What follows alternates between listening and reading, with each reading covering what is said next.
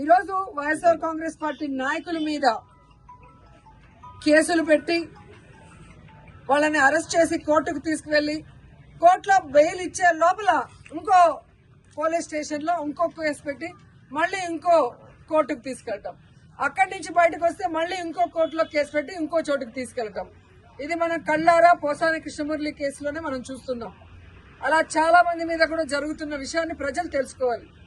ఎందుకంటే supreme court clear గా మార్గదర్శకాలు ఇవ్వడం జరిగింది. ఒక మనిషిని అరెస్ట్ చేశాక ఒకవేళ ఆ మనిషి మీద వేరే వేరే పోలీస్ స్టేషన్ లో కేసులుంటే వాటన్నిటికీ పీటీ వారెంట్ ఇచ్చి ఒకే చోట విచారణ చేయాలని స్పష్టంగా ఉన్న వాంటెడ్ గా ఈరోజు జిల్లాలకి పోసాన కృష్ణమురళి గారిని వెహికల్లో తీసుకెళ్లి అలా హ్యూమిలేట్ చేస్తున్నారు. ఆయన ఆరోగ్య పరిస్థితి బాగా లేకపోయినా ఆయన ఏ విధంగా టార్చర్ పెడుతున్నారో మనం కళ్ళారా చూస్తున్నాం.